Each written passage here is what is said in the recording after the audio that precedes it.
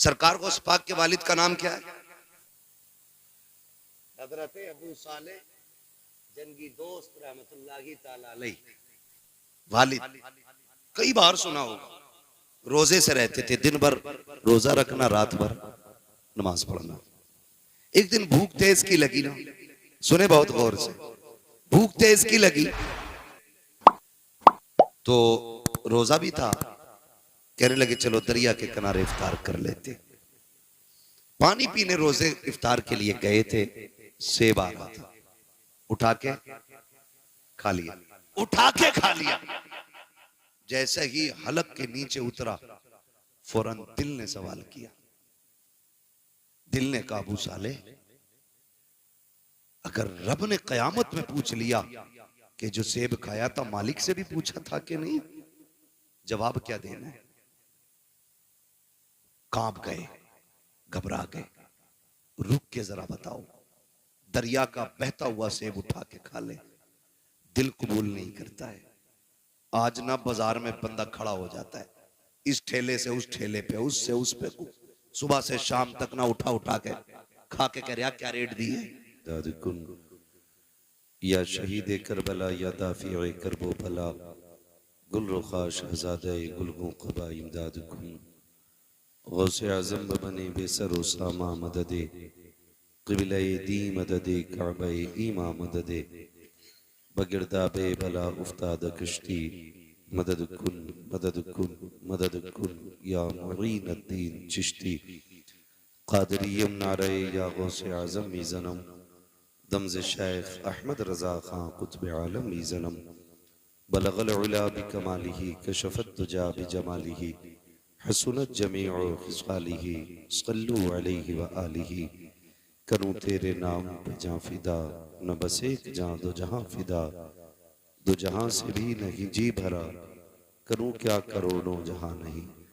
जिसको अपने नबी से जितनी मोहब्बत का एहसास हो, कोशिश करें उतनी आवाज के साथ रसूल और आले रसूल की बारगाह में दुरूद व सलाम की डालियां निछावर कर लें। पढ़ें बावाज़ बुलंद, अल्लाहुम्मा सल्ली अला सय्यदिना व शफीइना व नबीना व मौलाना मुहम्मदिन मादिनिल जूदी वल करम व आलिही व अस्हाबिही व बारिक वसल्लिम सलातुन व सलामुन अलैका या रसूल अल्लाह सल्लल्लाहु तआला अलैहि वसल्लम।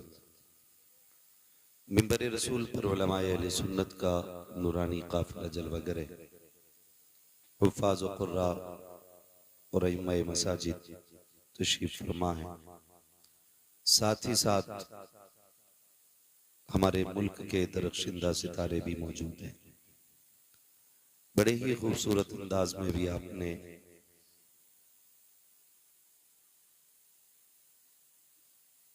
शायर अहले सुन्नत अंदलीब गुलशन रिसालत अली जनाब हजरत सईद अख्तर जोखनपुरी से नातो मनक़बत के अशार मुलाहिज़ा फरमाए। उनसे पहले खूबसूरत अंदाज और आवाज में अपने ही मुरादाबाद के एक चमकते हुए लहजे भाई शमीम रजा फैजी साहब से नातो मनक़बत के अशार सुने। नक़ीब अहले सुन्नत अपनी मुकम्मल कोशिशों के साथ इस प्रोग्राम को यहाँ तक ले आए। मैं दिली मुबारकबाद पेश करता हूँ जुमला अरकान कमेटी और अरबाबे मिंबर की तरफ से भी मुबारकबादी उन तमाम बच्चों के लिए जिन्होंने इस हसीन महफिल को सजाया। अल्लाह ताला सबकी कोशिशें अपनी बारगाह में कबूल फरमाए। एक बात ज़हन नशीन कर लें, जलसे की उम्र 4 घंटे नहीं होती है और ना ही 24 घंटे होती है। जलसा तब से शुरू हो जाता है जब से जलसे की तारीख मुकर्रर की जाती है। ये अरकान कमेटी बानियाने जलसा ये तारीख के दिन से लेकर के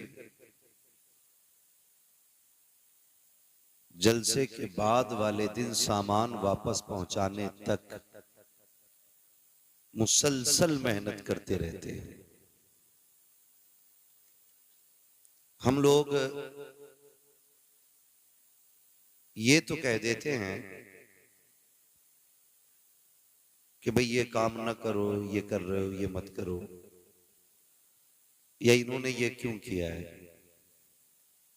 इतना आसान भी नहीं होता जलसे कराना, मुश्किल होता है।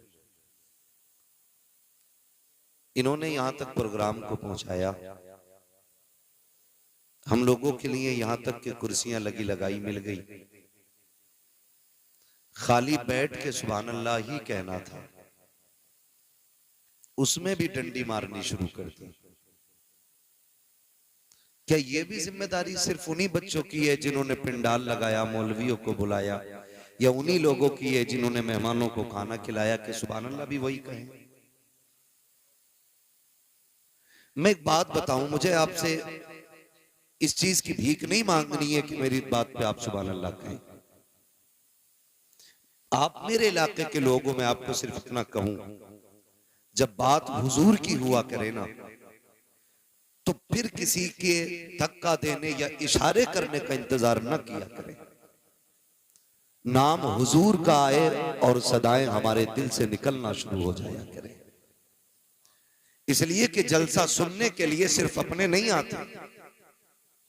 ये जो आज सोशल मीडिया का दौर है, इस पे सिर्फ सुन्नी नहीं सुनेंगे, इस पे सिर्फ मुसलमान नहीं सुनेंगे, पूरी दुनिया गौर करती है कि अभी इस कौम में कितनी गैरत बाकी है।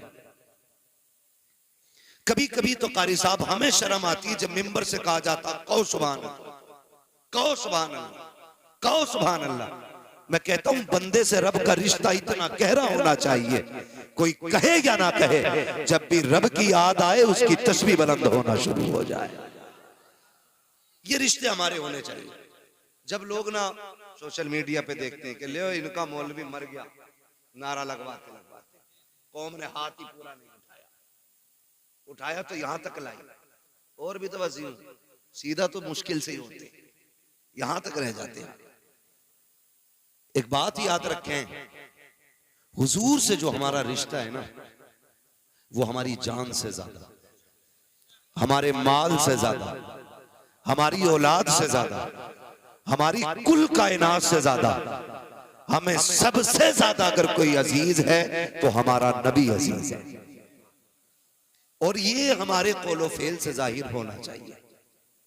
ये जो कभी कभी शोशे छोड़े जाते हैं ना, कभी कभी शोशे छोड़े जाते हैं, कभी हुजूर के खिलाफ, कभी सहाबा के खिलाफ, कभी हमारी मस्जिदों के खिलाफ, ये इसलिए नहीं कि भाई ये कुछ बिगाड़ लेंगे, ये इसलिए छोड़े जाते हैं ताकि ये पहचाने अभी इनमें कितनी जिंदगी बाकी है और ये कौम कितनी मर चुकी है। लेकिन रब सलामत रखे मोमिन की गैरत को। जब जब कभी नापाक दुनिया में आकर के कोई बात कहेगा, रब ताला उसके मुकाबले के लिए कोई ना कोई सलमान अजहरी जरूर पैदा कर देगा। ये क्लियर बात है। दुनिया ये समझती है एक को कैद में डालो, दूसरे को डालो, मुंह बंद हो जाएगा। मैं कहता हूं इतनी बात समझ क्यों नहीं पाते हो? हमारी पूरी कौम को उठा के जेल में डाल दो, मगर तब भी हम नबी की अजमत में पहरा देना नहीं छोड़ सकते, इसलिए कि सब कुछ हमारा नबी है, सब कुछ हमारा नबी है। तो बात हुजूर की आया करे ना, तो कम से कम गैरत और हमीयत हमारी जिंदा होनी चाहिए, लगना चाहिए हुजूर की उम्मती बैठे। फिर अब जरा बताएं, जिसको हुजूर से जितना प्यार है उतनी आवाज से दुरूद पाक पढ़ के सुनाएं। अल्लाहुम्मा सल्ली सय्यिदिना व शफीइना व नबीना मौलाना मुहम्मद इब्निल जूद वल करम व आलिहि व अस्हाबिहि व बारिक व सल्लिम सलातु व सलामुन अलैका या रसूल अल्लाह सल्लल्लाहु तआला अलैहि वसल्लम। अल्लाह सबकी कोशिश कबूल फरमाए। इस बच्चे ने सबसे ज्यादा जोर से दुरूद पढ़ा, बहुत अच्छा लगा। अल्लाह इस महफिल के सदक़े इस बच्चे को और माँ बाप को इसके हुजूर के शहर की हाजिरी नसीब फरमाए। आमीन तो कह सकते हैं ना? अच्छा, आप लोग खाली स्टैंड लगा के बैठे हैं, आप भी जलसे में हैं, आप भी बोल सकते हैं ना, है ना? जलसे ही में है ना? अगर हैं तो फिर जरा आप बोलें सुभान अल्लाह। अल्लाह करे आपकी आवाज भी आ जाए। है ना। और मैं कई बार कह चुका हूं कि जब भी ये तामझाम लगाया करें ना तो इसको सामने ना रखा करें, थोड़ा सा डिस्टर्ब होता है। जो लोग सामने होते हैं ना उनसे कांटेक्ट करने में एक ताल्लुक जो बोलने वाले और सुनने वाले का होना चाहिए ना, उसके बीच में कट होता है। आइंदा कहीं भी आप जाएं तो ये ख्याल रखें। अल्लाह ताला अपने हबीब के सदक़े में हमको हुजूर की करम की खैरात अता फरमाए। आज की ये अजीम महफिल मुझे जैसा कि बताया कमेटी वालों ने सरकार बगदाद रज़ी अल्लाह ताला अन्हु के जात से मंसूब करके सजाई गई है। ऐसा ही है ना, ऐसा ही है ना। इतनी घूर के ना देखो, कुछ नहीं बिगाड़ सकते। मैं तुम्हारे ही इलाके का हूं, इमाम साहब नहीं हूं जो घुड़कियों में आ जाऊंगा। बोले जरा, 11वीं शरीफ की निस्बत की महफिल है कि नहीं? 11वीं की है ना। और आज पहली तारीख हो गई है। तमाम ही अहले इस्लाम को रबीउल सानी की दिली मुबारकबाद। रबीउल अव्वल हुजूर की जात से मंसूब, रबीउल सानी सरकार बगदाद की जात से मंसूब। हो सकता है मैं आपको करामतें ज्यादा ना सुना सकूं, क्योंकि करामत तो आप सुनते ही रहते हैं। चंद बातें बस आपसे कर लो, बर्दाश्त कर लेंगे ना। कमेटी वाले कह रहे थे 1.5 घंटा बोले, मुझे जो वक्त दिया गया था 11 बजे का था, वक्त हो गया किसी भी वजह से, उससे शिकवा नहीं है। हालांकि ये स्टेज से उतरने का वक्त था। अल्लाह सबको सलामत रखे। फिर बड़ी मेहनत के बाद सहमति यहाँ पे आके हुई कि भाई 1 घंटा बोलना है। बहुत ज्यादा मैं एक मिजाज रखता हूँ, तूफान नूह लाने से आखिर क्या फायदा, एक अश्क ही बहुत है अगर कुछ असर करे। हम जहां बैठे थे वहां ये भी बहस चल रही थी, अगर फजर छूट गई तो जलसे का क्या फायदा। ये बात भी बिल्कुल दुरुस्त है। या तो जलसे इतने जल्दी मुकम्मल कर लो कि फजर से पहले नींद मुकम्मल हो जाए, और या इतने लंबे कर दो कि जलसे से उठ के सीधे मस्जिद तक जाया जाए। ये 2 काम रखा करो, ऐसे नहीं बीच में लटक जाओ, ना जो सोने के ना जागने के। और ये जो हमारे अइम्मा हैं, हमारे उलमा हैं, इनका मसला बड़ा मुश्किल रहता है।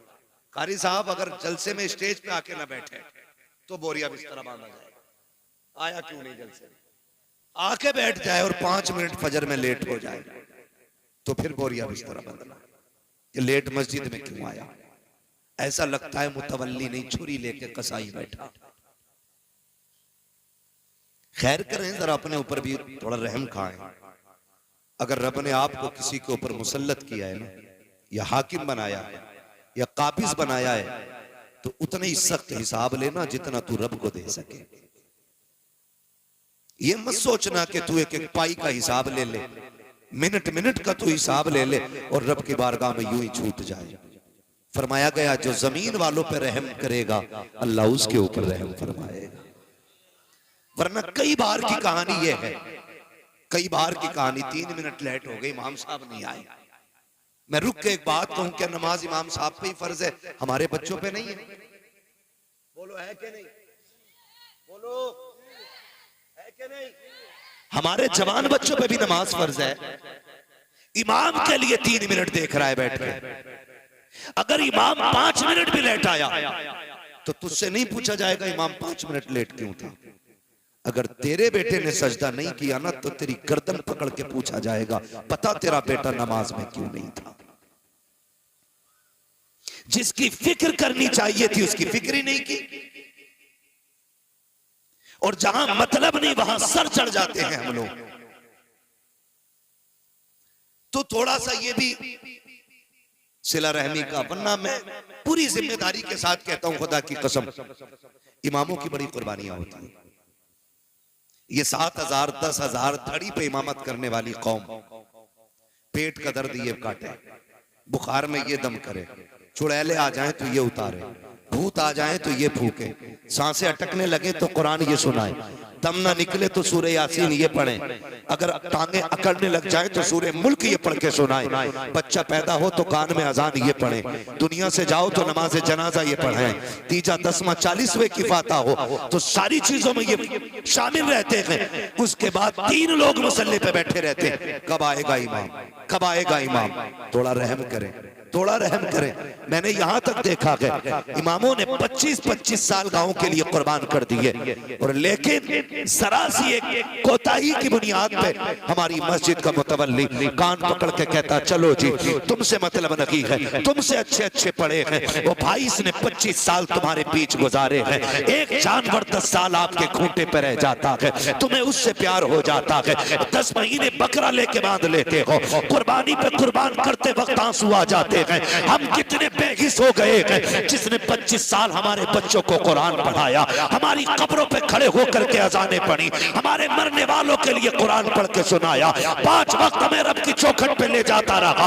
आज 25 साल के बाद अगर कोताही हो गई है तो हमारे रवैये बदल जाते हैं, तेवर बदल जाते हैं, डर रब के अजाब से। अगर खता इससे हो गई है तू इसको माफ फरमा दे, मर के कब्र में आएगा खुदा तुझको माफ फरमा दे।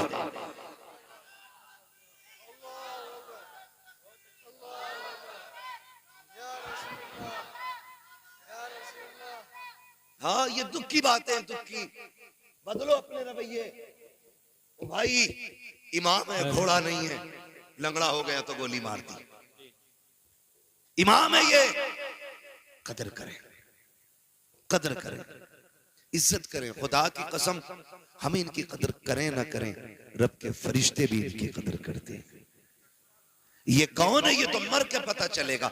आज खसाब हूं ना मैं, आज प्रधान हूं, आज टांग पे टांग रख के बैठता हूं, कोई बोल नहीं सकता सामने, मेरे सामने किसी की आवाज ऊंची नहीं होती है। आज के ये लहजे हैं, सारी अकल निकल जाएगी। जिस दिन मलाकुल मौत ने पंजा रख दिया उस वक्त सारे लहजे नीचे हो जाएंगे, सारी सांसें ठंडी हो जाएंगी। जो रग थिरकती रहती है इसको खरकत देने वाला कोई नहीं मिलेगा। ओ मेरे भाई, आज जिंदगी दी है रब ने, अपनी जिंदगी का मुहासबा करें, बजाय इसके कि किसी और पे हम तोहमतें लगाएं, इल्जाम लगाएं, जलील ठहराएं। अपने आप के बारे में सोचो, और जब कभी गुनाह याद आ जाया करे, रात को मस्जिद का दरवाजा खुला है, जाके मुसल्ला बिछा दो, रो के रब को आवाज दो। वो तो इतना करीम है, तुम एक बार रहमान कहते हो, वो 70 बार तुम्हें या अब्दी कह के आवाज देता है। नारे तकबीर, नारे रिसालत, फैज़ाने बुज़ुर्गाने दीन अल्लामा मुफ्ती हम्माद रजा साहिब किबला, सुभान अल्लाह। इसका इको हल्का कर दें भाई, और आवाज बढ़ा दें, बात समझ में आनी चाहिए। मैं शबीना पढ़ने नहीं, मैं बात कहने आया हूँ। जी जी, तवज्जो है सारे लोगों की। अल्लाह सलामत रखे, करेंगे इंशाअल्लाह। आवाज बढ़ाओ भाई ऑपरेटर साहब, करेंगे इंशाअल्लाह।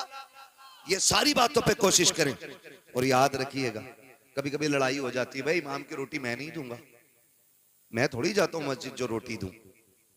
तो ये जुमले जरा सोच समझ के बोला कर। अल्लाह सबको सबका मेहमान नहीं बनाता है, बेशक बेशक, सबका सबको मेहमान नहीं बनाता है, हर किसी के हिस्से में मेहमान नहीं होता। और याद रखिएगा, जो भी हम खाएंगे, एक दाना भी खाएंगे कयामत में उसका हिसाब देना है।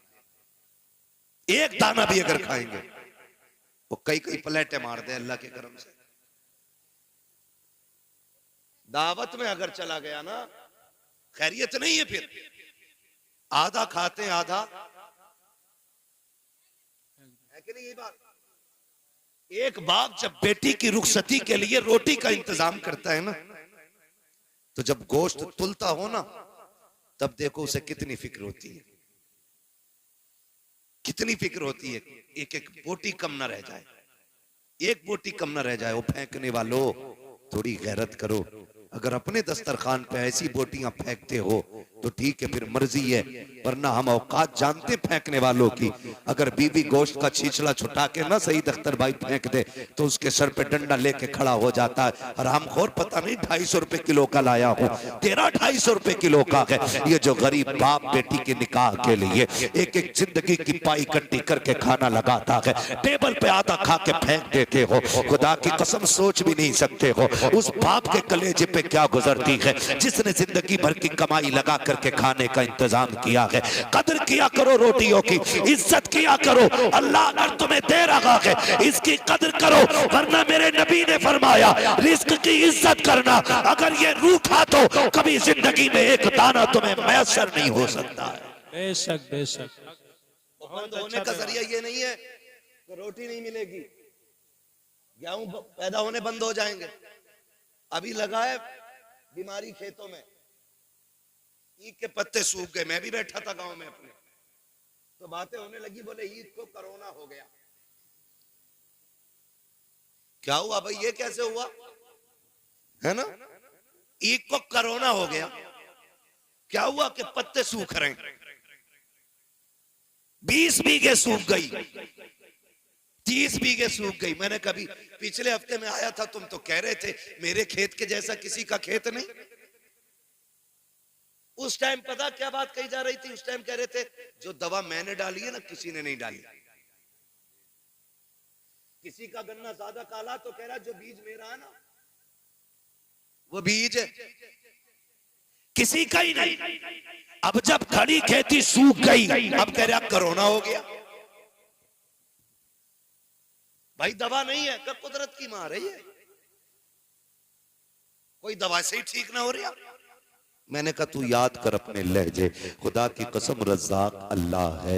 एक एक पौधे को उगाने वाला वो है, पौधे का दरख्त बनाने वाला वो है। ये उसी की कुदरत तो है। तुमने एक टुकड़ा गन्ने का मिट्टी के नीचे डाला, उसने जमीन का सीना चीर के एक कल्ला निकाला, कल्ले का पौधा बनाया, पौधे के पूरे मेढ़े बना दिए, उसकी कुदरत से ये फलता रहा। तुम कहते रहे ये दवाई का कमाल है, ये बीज का कमाल है, ये मेरी मेहनत का कमाल है। तुम्हें उस वक्त बिल्कुल ख्याल लगी आया। खुदा की कसम जाओ दुनिया से जाकर के पूछ लो, बड़ा बड़ा साइंटिस्ट कह सकता है कि कोई भी खेती साए में नहीं हो सकती है। एक खेती को फलने के लिए अगर धूप की जरूरत पड़ती है तो चांद की चांदनी की भी जरूरत पड़ती है। अगर सख्त झोंकों की जरूरत पड़ती है तो नसीम सहर की भी जरूरत पड़ती है।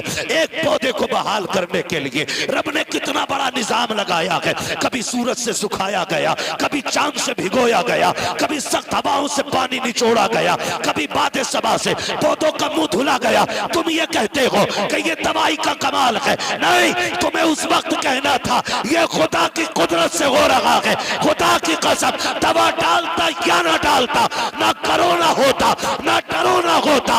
अपनी खेती खुदा के हवाले कर दे, एक एक बीज अल्लाह तेरे घर तक हिफाजत से पहुंचा दे। नारे तकबीर, नारे रिसालत, नारे हैदरी। अल्लामा मुफ्ती हम्माद रजा साहिब किबला, बहुत अच्छा पैगाम है माशाअल्लाह। करो कुछ, बहुत अच्छा, बहुत अल्लाह की कुदरत का इनकार न करो। बेशक। फसल अच्छी हो तो क्या शुक्र है तेरा, ना कहो तो मालिक सब्र करता हूं। ये जो करोने हो रहे हैं ना, ये करोने इसलिए हो रहे हैं खेती में क्योंकि उशर कोई नहीं देता जी। हिसाब लगा रहा 2.5 लाख का गन्ना हुआ और 2.5 लाख में अल्लाह का कितना ये ना बताएगा। यही जब हम उशर और ज़कात नहीं देंगे तो फसलें मारी जाएंगी। बेशक। बनी इसराइल का दौर है। एक नबी उस वक्त के पहाड़ पर थे। वो कहते हैं कि मैंने अचानक बादलों के अंदर से आवाज सुनी, कोई कह रहा था चलो फलां के खेत को सैराब करो। तवज्जो है ना, सुन रहे मेरी बात? अल्लाह करे ये बात आपकी समझ में आ जाए। हाँ, तो वो कहते हैं कि जब मैंने बादल से ये आवाज सुनी ना तो मैंने गौर किया ये जा किधर रहा। कहते हैं जहां मैं था वहां बादल बरसा और वहां से एक नाले की शक्ल में पानी चला। वो बयान करते हैं कि मैं पानी के साथ साथ चला। मैंने जाके देखा एक किसान अपने खेत में पानी भर रहा था।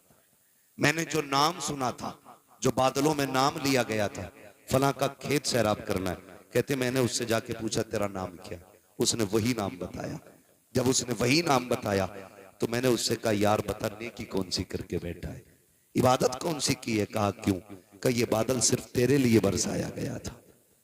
ये बनी इस्राइल के नबी कहते हैं, जो उस वक्त के नबी हैं, वो कहते हैं उस वक्त के नबी थे। उन्होंने कहा, मैंने कहा यार बता नेकी कौन सी की है, कौन सी इबादत करके बैठा है जो तेरे लिए सिर्फ बादल बरसा है। उसकी आंख में आंसू आ गए। उसने कहा इबादत क्या करूंगा, मैं रब का गुनाहगार बंदा। कहा फिर ये बादल तेरे लिए क्यों बरसा, क्या अमल करता है? उसने कहा जब मेरी खेती तैयार हो जाती है, इससे जो भी पैदा होता है उसके मैं 3 हिस्से किया करता हूँ। एक हिस्सा बच्चों पे खर्च करता हूँ, एक हिस्सा अल्लाह की रजा के लिए गरीबों में तकसीम करता हूँ, एक हिस्सा फसल में लगा देता हूँ। अल्लाह अकबर, आवाज आई जो हमारे लिए गरीबों पे खर्च करता है उसकी फसलें मारी नहीं जाती हैं, अल्लाह उसके नसीब का पत्थरों से पैदा फरमा दे। सुभान अल्लाह, सुभान अल्लाह, माशाअल्लाह। लेकिन हम अगर पड़ा हुआ मिल जाए ना तो माले गनीमत, रातों रात बटियां की बटियां साफ। ओ भाई जिंदगी जाब्ते के साथ गुजारे, जाब्ते के साथ गुजारे। हम कुछ भी नहीं और कोई औकात हमारी नहीं, सिर्फ इतनी है कि तेरे टुकड़ों पे पले गैर की ठोकर पे न डाल, बेशक झड़कियां खाएं कहां छोड़ के सदका तेरा। हम कुछ भी है ना हुजूर के करम से, हुजूर के करम से। ये तो नसीब है हमारा कि हम हुजूर की उम्मत में पैदा हुए। और खुदा की कसम रसूल आजम भी हमारे हैं, बगदाद वाले गौसे आजम भी हमारे, बेशक बगदाद वाले गौसे आजम भी हमारे। आप तारीख का ये बाप पढ़ के तो देखें, दुनिया जानती है। कई बार ये सुना होगा, वाकया सुनाना मकसद नहीं, सिर्फ कुछ बताना चाहता हूं। तुमने अपनों पे गोलियां चलाई, अपनों के सर तोड़े, लाठियां डंडे चलाए, अपनों को घर से बेघर किया, बहन बेटियों को कोर्ट कचहरी में खचेड़ा, सिर्फ 2 इंच जमीन की खातिर। और यार क्या चला जाता अगर तुम अपने सगे भाई के लिए 2 इंच जमीन की माफी दे देते, या तुम्हारा क्या चला जाता अगर किसी भाई का हक ना मारते। और भाई जहां तू बाप का बेटा है वो भी तो बाप का बेटा है, बाप की संपत्ति में बेईमानी कैसी। लोग कहते हैं हम परेशान हैं, मैंने कहा किसी की औकात नहीं है जो तुम्हें परेशान कर सके। हमारी परेशानी की वजह हम ही लोग हुआ करते हैं। जाओ जाके कचहरियों में देखो, भाई का मुकदमा भाई के खिलाफ है, भाई का दावा भाई के खिलाफ है। जेलों में जाके देखो, जितने भी दाढ़ी टोपी वाले हैं उनको फंसाने वाले अक्सर मुसलमान क्यों होते हैं, उनका जायदाद का झगड़ा क्यों होता है। वो मेरे भाई खुदा का वास्ता इस 2 इंच 4 इंच फिट भर के लिए अपनों का खून न बगाना, इसलिए कि दौलत हाथ का मैल होती है लेकिन अपने मेहनत से नहीं बल्कि रब की तौफीक और नसीबों से मिला करता। नारे तकबीर, नारे रिसालत, नारे गौसियत, मसलके आला हजरत, उलमाए अहले सुन्नत। सुभान अल्लाह। कर दो भाई, मैं इससे अच्छा तो बिना माइक बोल रहा हूं। तवज्जो है सारे लोगों की। ओ भाई अपनों का खून ना बहाएं, खून ना बहाएं अपनों का। और तुम जिसके लिए अपने का गला काट रहे हो ना, ये तुम्हारे साथ कब्र में नहीं जानी। लेके गया है कोई, गया है कोई लेके? कोई नहीं। खाली हाथ आना है, खाली हाथ जाना, खाली हाथ जाना है। जब आए थे मुट्ठियां बंद थी, और जब जाओगे ये खुली हो जाएंगी, खुली हो जाएंगी, खुली हो जाएंगी। सिकंदर जिसने आधी दुनिया फतह कर ली थी और उसको पूरी दुनिया का बादशाह कहा जाता है। क्यों? क्योंकि जिस स्पीड से वो दुनिया फतह कर रहा था, अगर जिंदगी साथ दे देती पूरी दुनिया फतह करता वो। जानते हो, चलते चलते रास्ते में सांप ने काटा, जहर फैला, बिस्तर पे लेट गया। तबीबों ने इलाज किया, इलाज होते होते एक दिन तबीबों ने हाथ उठा दिया। तबीबों ने कहा ये बादशाह अब आखिरी लम्हात आ गए, बचोगे नहीं। उसने कहा कितना वक्त है? कहा बस चंद सांसें हैं। उसने कहा क्या मैं यहां से अपने वतन नहीं जा सकता? उन्होंने कहा नहीं, अब इतनी मोहलत नहीं है तुम अपने वतन जा सको। तब सिकंदर ने कहा था मेरे पास बहुत दौलत है, जाओ जाकर के ऐलान कर दो मेरी सारी दौलत कोई ले ले और इतनी सांसें दे दे कि मैं अपने मुल्क में जाके मर सकूं। तो सबने कहा था बादशाह सारी कायनात लेकर के कोई तुझे एक सांस नहीं दे सकता। उसने कहा फिर दौलत किस काम की? कहा लोगों मैं मर जाऊं मेरे हाथ कफन से निकाल देना। कहा किस लिए? ताकि दुनिया को बता दूं ये दौलत इतनी बेवफा है, तुम्हारे ही काम लगी आनी है, हाथ निकाल देना ताकि दुनिया दौलत को सब कुछ न समझे, दुनिया जान ले सिकंदर खाली हाथ आया था, खाली हाथ। नारे तकबीर, नारे रिसालत, नारे गौसियत, मसलके आला हजरत अल्लामा मुफ्ती हम्माद रजा साहिब किबला। सुभान अल्लाह, बहुत अच्छा पैगाम। ओ भाई ये किसी के साथ नहीं गई है और यह के बाद दीगरे सब की बारी है।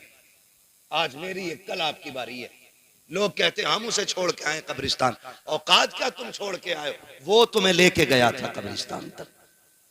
वो जो जनाजे में लेटा है ना वो तुम्हें लेके गया था। वो गड्ढा दिखा के लाया है, उसने कब्र दिखाई है, उसने मिट्टी दिखाई है, उसने तख्ते दिखाए हैं, उसने अंधेरा घर दिखाया है। उसने कहा मैं तो चल दिया, तू इसकी तैयारी करके आना, तू इसकी तैयारी करके आना। लोग समझ बैठे हैं कि नहीं नहीं जी जो भी है ऊपर ही ऊपर है। नहीं, असल मामला नीचे का है, असल मामला नीचे का है। हलाल की दौलत इकट्ठा करना बच्चों के लिए। ये दुनिया बड़ी बेवफा है। मर के देखो, अगर बाप करोड़ों भी छोड़ के गया है ना तो बेटों ने सोने के सिक्के नहीं दिए मस्जिद में। ये नहीं सोचा मेरे अब्बा ने मेहनत से कमाई थी, लाओ इसे ही बख्शवा लिया जाए। सोचा ही नहीं। सोचा बाप की जायदाद है तो भाई ये माले गनीमत है, अब नहीं दूंगा मैं किसी को। ना करें, अपने जीते जी आखिरत का इंतजाम करें। सरकारे गौसे पाक के वालिद ने वो सेब खा लिया, ख्याल आया माफी लेनी चाहिए। दरिया के किनारे किनारे चले, बाग मिल गया सेब का, टहनियां लटकी हुई पके सेब लगे थे, समझ गए इसी बाग का सेब होगा। डर कितना था, एक सेब की कीमत देखें, एक सेब की कीमत। आज लोग गरीबों का हक खा जाते हैं, डकार तक नहीं लेते। कितने यतीम भतीजों को जहर दे दिया गया ताकि उनके हिस्से की संपत्ति भी हमें मिल जाए। वो भाई यतीम तो नहीं देख रहा लेकिन खुदा देख रहा है, खुदा देख रहा है। गरीब तो जहर खा के मर गया लेकिन हिसाब अल्लाह को देना है, हिसाब अल्लाह को देना है। अकीदे मजबूत रखो। हालात कैसे होते, मैं ज्यादा बात नहीं बढ़ाना चाहता, बस चंद बातें गौर से। बाग में पहुंच गए, एक ना बाग की सफाई कर रहा था, उससे आपने कहा तू बाग का मालिक है? उसने कहा नहीं। कहा काम क्या है? कहा मुझे बाग के मालिक से मिलना है। कहा क्यों? बाग के मालिक किसी से मिलते नहीं है, वो गोशा नशी रहते हैं। उसने कहा मेरा जरूरी काम है। आने वाले ने कहा, यानी सरकार गौस पाक के वालिद ने, काम बताइए क्या है? तो आप फरमाने लगे मैंने एक बिना इजाजत के सेब उठा के खा लिया, बिना इजाजत के सेब दरिया से उठा के खा लिया, बस उसी के बारे में माफी के लिए आया हूं, उसी के लिए माफी के लिए आया हूं।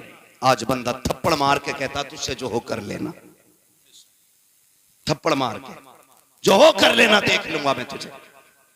नहीं, डरे अल्लाह के अजाब से। आप कहने लगे मुझे माफी चाहिए। खादिम गया, आप ना एक झोंपड़ी में इबादत में मसरूफ थे, जाके पूछा हुजूर इजाजत दें तो एक परदेसी है, नौजवान है, आपसे मिलना चाहता है। अब्दुल्ला सुमई सरकार गौसे पाक के नाना कहते हैं बात क्या है?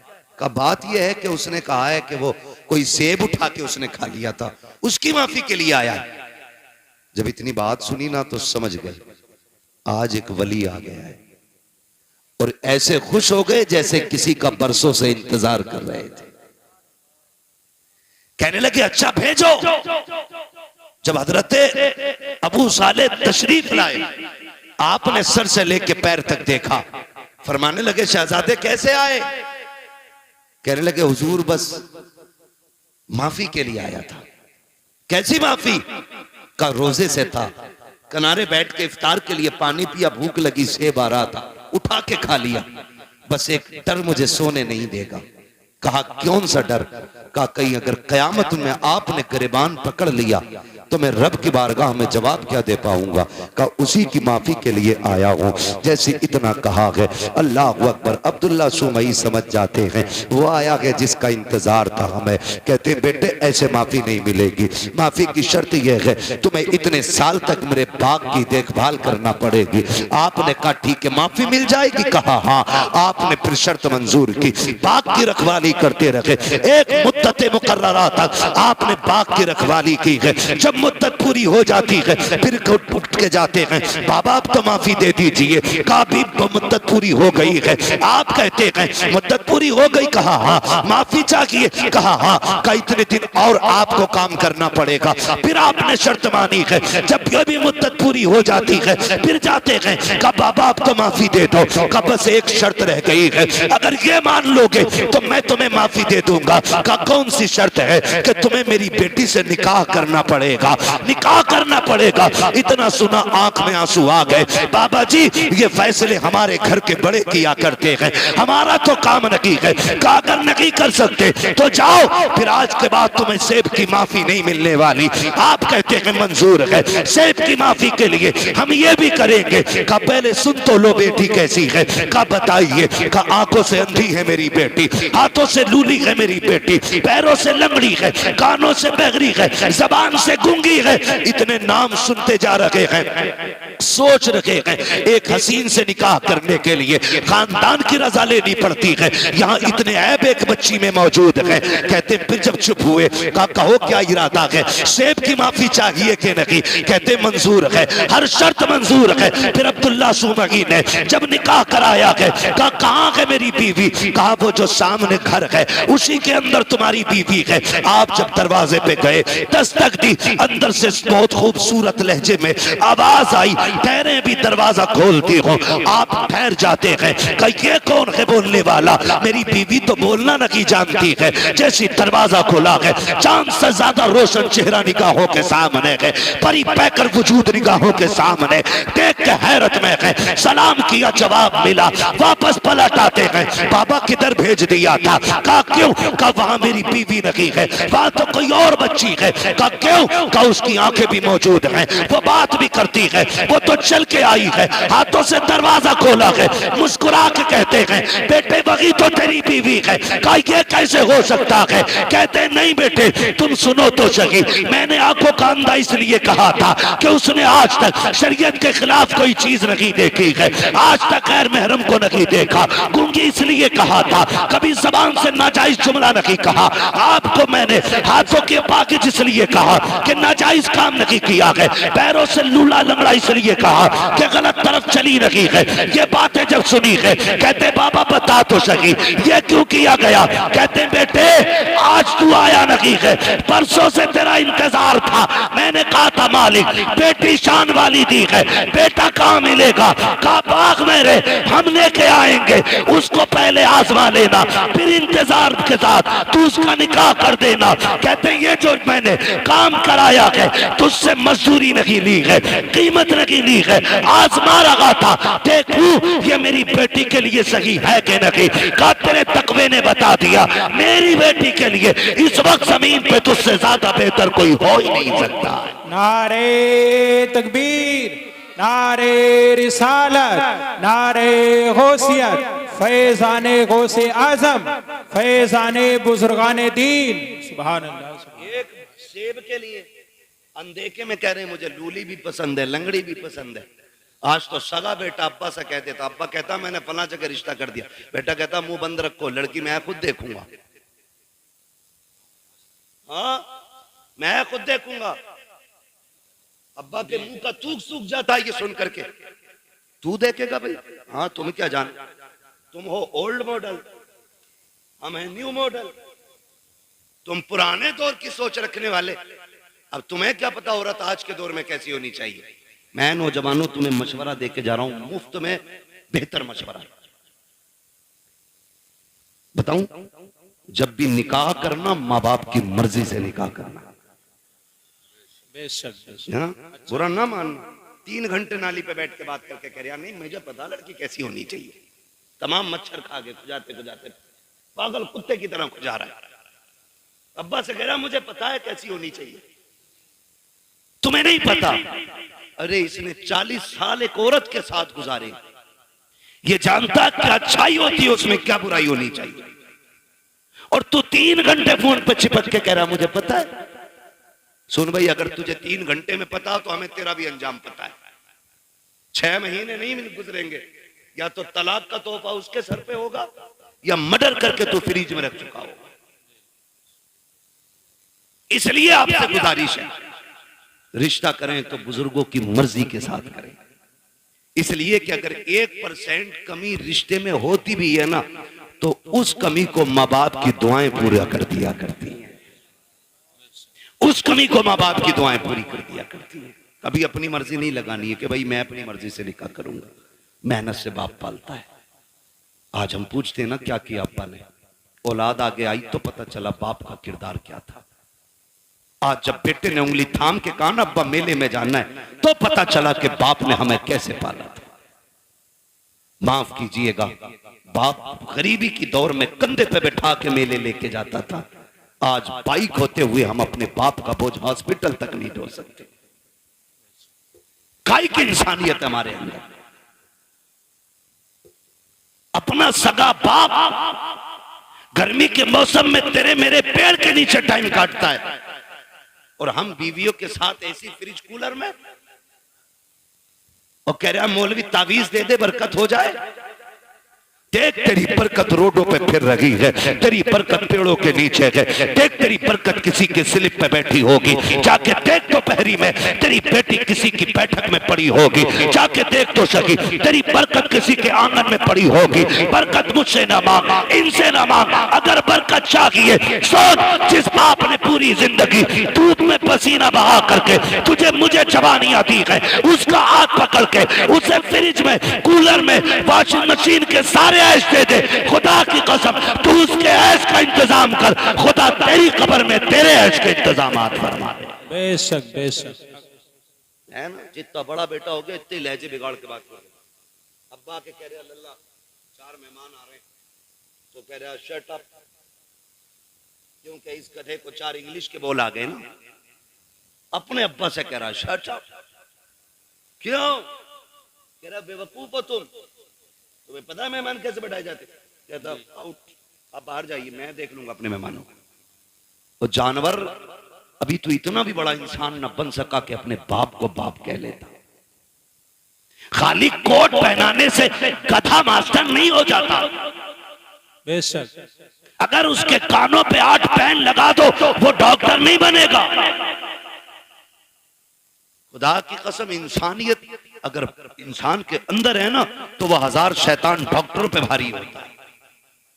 इंसानियत असल होती, और वो तरक्की पे लानत जो हमें अपनों का बेअदब बना दे। ये भी याद रखिए, जो हमें अपनों से दूर कर दे, लानत ऐसी तरक्की पे, लानत ऐसी कामयाबी पे जो हमें बाप का गुस्ताख बना। अल्लाह से कसरत नहीं, अल्लाह से बरकत मांगनी है। क्या मांगेंगे? बरकत मांगिए। कसरत तो ये है 15 लाख कमाते महीने में और खर्च 16 लाख होते। बताओ बंदा गरीब है क्या अमीर? गरीब। 15 कमा रहा है, 16 लाख खर्च कर रहा है, अमीर है क्या गरीब? जोर से, क्योंकि हर महीने 1 लाख का कर्जमंद हो रहा है। वो बंदा कमाता है 5000 और 4000 खर्च कर लेता, 1000 बच जाता। बताओ बंदा अमीर है क्या गरीब? बोले अमीर। ये बरकत और कसरत का फर्क है। 15 लाख में भी गुजारा ना हो इसे कसरत कहते हैं, और 500 रुपए में दिन कट जाए इसे बरकत कहते हैं। अपने रब से कसरत नहीं, बरकत मांगो, बरकत मांगो। शोहरत नहीं, इज्जत मांगो, इज्जत मांगो। और इज्जतें उन्हें मिलती हैं जो इज्जत वाले लोग होते हैं। करेंगे इंशाअल्लाह माँ बाप का एहतराम। संडे को छुट्टी होती है स्कूलों की। मेरा टाइम खत्म हो गया, अभी ओवर चल रहा है। होती है कि नहीं?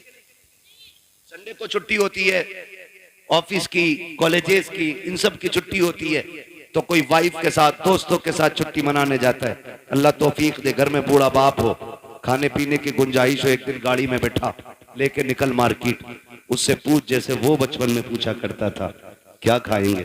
कभी बाप से कहना अब्बा क्या खाएंगे, दिखा कभी उनको, अब्बा तुम्हारे दौर में ये कोल्ड ड्रिंक नहीं होती थी, अब्बा तुम्हारे दौर में ये आइसक्रीम नहीं होती थी, अब्बा इस दौर में देखो, अब्बा बताओ ना क्या खाओगे। खुदा की कसम तेरे खिलाने से खून नहीं, तेरा इतना कहने से ही बाप का खून बढ़ जाएगा, इतना कह देने से बाप का खून बढ़ जाएगा। खाली कहो अब्बा खाना क्या। रोज कहते हो ना बेटे बता क्या पकेगा, रोज पूछते हैं हम, बीवी कहती है ना क्या बनना है, पूछ ले बच्चों से, बच्चे कहते हैं चिकन खाना, मटन खाना, ये फ्राई वो फ्राई, हम ये कहते हैं। कभी माँ बाप को बैठा के कहे अब्बा आज तुम बताओ क्या बनेगा, आज जो तुम कहोगे वो पकाया जाएगा। कभी उनकी मर्जी से भी खिलाओ, कभी उनकी मर्जी से बनाओ। और बीवी से कहते सुन, बहुत सुनी है, हर जगह अपनी चलाई हमने, लेकिन आज के बाद हमारे माँ बाप की चलनी है, इनकी मर्जी से पकेगा, जो ये कहेंगे वो खिलाया जाएगा। खुदा की कसम मैं समझता हूं 50% दवाएं बंद हो जाएंगी अगर औलाद बाप के साथ ये रवैया इख्तियार कर ले। एक टूटा हुआ इंसान, एक बिछड़ा हुआ इंसान, एक जंगल में खोया हुआ इंसान किसकी तलाश करता है? एक सच्चे हम सफर की, एक हमदर्द की, एक ऐसे शख्स की जो उसका दुख सुन सके। बाप उसी खोए हुए इंसान की तरह है बुढ़ापे में, उसी टूटे हुए शख्स की तरह है बाप जिसे दुनिया ने छोड़ दिया। वो चारपाई पे पड़ा है, उसे आज तेरे सेब की जरूरत नहीं, तुम्हारे जूस की जरूरत नहीं, आज उसे तुम्हारे दो मीठे बोलों की जरूरत है।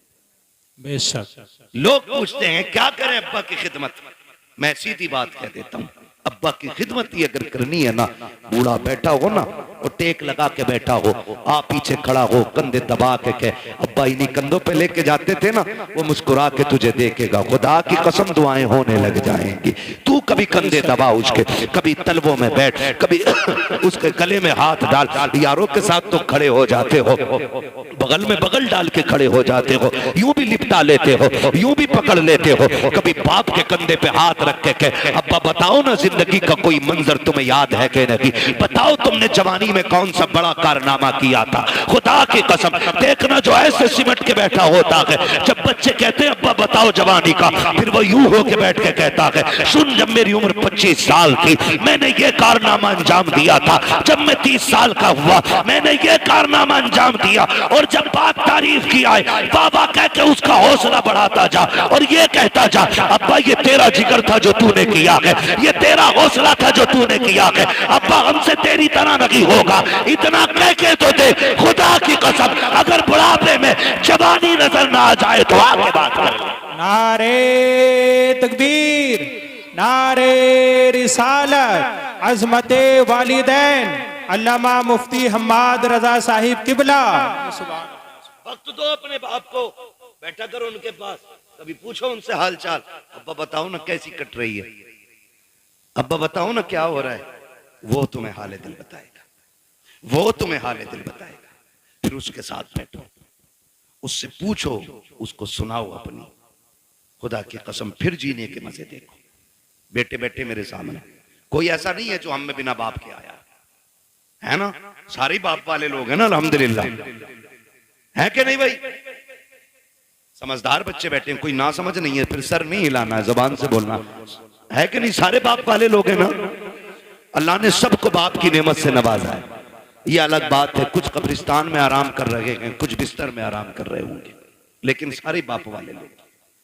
जानते हो जिसका बाप ना अपनी कठिनाइयां गिनाया करे, उस बेटे पे लाजिम है वो और ज्यादा सिमट के अपने बाप के पैरों में बैठे। आज तुम्हारी जेब पे मेडल लग गया ना, आज तुम शान वाले हो गए ना, लेकिन बाप के आगे कुछ नहीं, बाप के आगे कुछ नहीं।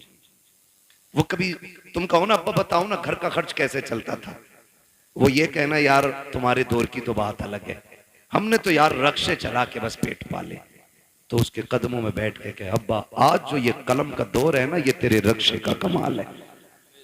उस कामयाबी को भी बाप की मजदूरी पे डालो। कभी कभी ना बेटे कह देते हैं तुम्हारे रक्शे की वजह से हम जलील हुए, तुमने किया ही क्या है रक्षा चलाने के लिए।